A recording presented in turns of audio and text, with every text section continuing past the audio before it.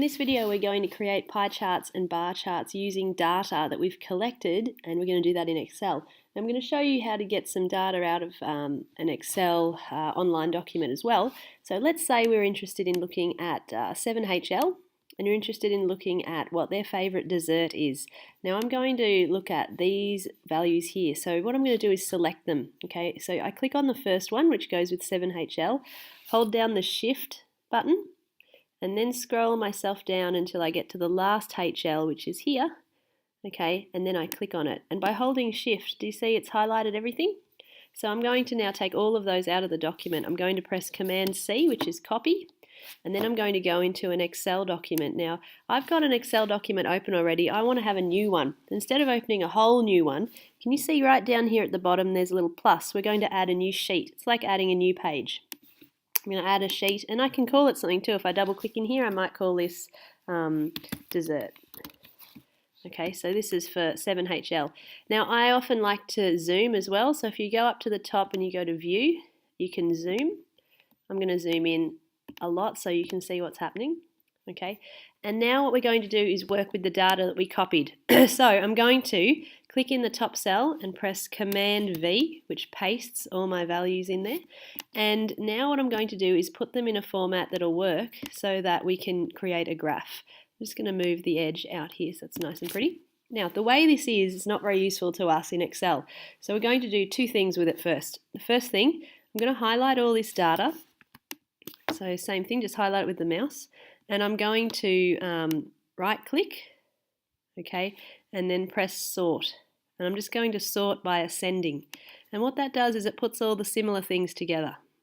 Okay, now that we've got it like this, we're going to create a new little table just over here with our different values. We've got apple pie, we've got cake, we've got chocolate mousse. So all I'm doing is just typing. We've got ice cream, and we've got pavlova. And if you want to be fancy, you can highlight and you can actually create, just going to this one, this is in home, you can create borders around it so it's nice and pretty. I'll move this out. Okay, so we're going to now do the frequency of how many there are for each.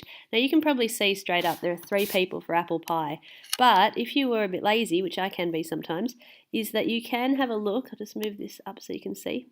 Can you see down here at the bottom there's a little arrow? You can pick different things here. If you say count, when you highlight stuff, see if I highlight apple pie, you see it says count is 3. So it actually tells you how many. Cake, you can see is 1. Chocolate mousse, I'm going to highlight them. There's 5 of those. There is 9, I can see from there, ice creams. And there is 2 pavlovas. So that count down here is really handy, especially when you have really big tables of values. So this format now is in the correct format for graphs. So this might be, we call this dessert, and this is frequency. And I'm just going to pretty it up. So because you're going to put this in your assignment, you can make this pretty. You can do lots of things, change the fonts. So we're now going to highlight the table only, like that. And then we're going to go to charts and then pick a chart. Now this is categorical data, so we can either do a pie chart, a column chart, or a bar chart. So we're going to do one of each. So I'm going to click on pie.